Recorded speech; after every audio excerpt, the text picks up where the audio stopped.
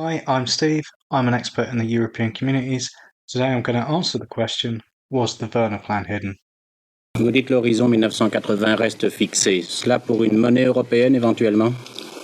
Oui, le cas échéant. Oui. En tout cas, pour la fixité des parités entre les monnaies européennes, ce qui équivaut pratiquement à une monnaie européenne. That was the televised press conference of the Werner Report, and so it was very well publicised.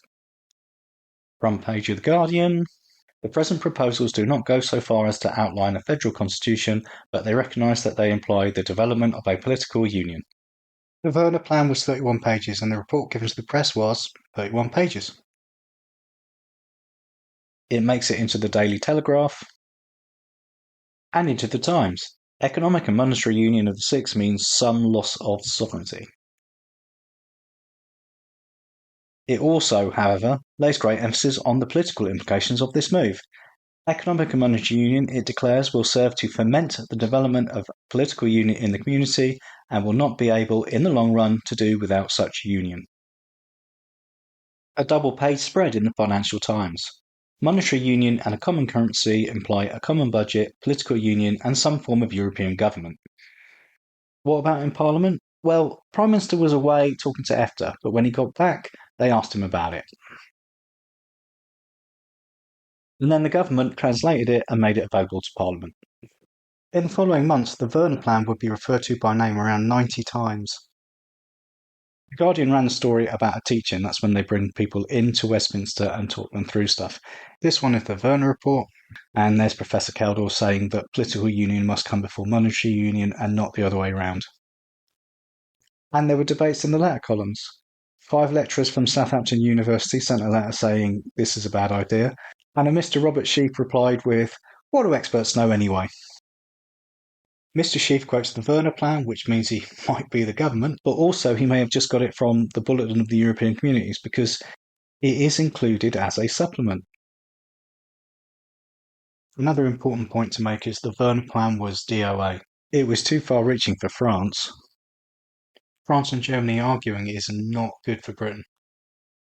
Britain didn't really agree with either of them, and that was the problem. They couldn't say anything, otherwise they were risking the veto. But what they did do was acknowledge the direction of travel.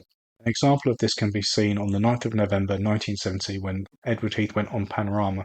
He was asked about the anxiety caused by the Common Market Plan to become a single monetary union with a single currency by the end of the decade, and his reply was, this of course springs from the Werner Report, which hasn't yet been discussed, let alone accepted by the community as a whole. I think we better wait and see what the community's conclusions are, but obviously this is not going to be something which is going to happen overnight. The more the community has common rules and the economy is operated under those common rules, then of course, the closer it will come as far as monetary policy is concerned. The British government were guarded, but the Labour Committee for Europe were not. They published a pamphlet supporting the Werner Plan. Roy Jenkins called it the first serious attempt by any serious politician in this country to evaluate the implications of the Werner proposals, especially in relation to sterling and its reserve role. And now, to labour the point that the Werner Plan wasn't secret, it inspired our European scrutiny procedures. In a study of Select Committee procedure, it was decided that we needed sifting and scrutiny by a joint committee or a select committee of legislative proposals made by the Commission, and government policy on these and other community policy documents and statements, e.g. the Werner or Vedel reports. A Vedel report was also available to Parliament. It was about expanding the powers of the European Parliament. It covered things like co-decision in terms of the political union and the monetary union. And in it you will find a resolution was passed on the 22nd of March 1971 establishing monetary union based on the Werner report. It breaks down everything that was agreed, but the final phase of the Werner report had not been agreed. As you can see, it says the resolution does not incidentally refer to certain institutional proposals in the report. And then, in 1973, for the price of 73p net, you could buy this document from the stationery office which refers to the famous Werner report. I think we've established the Werner Plan wasn't hidden. It was a very big story, and it was a developing story.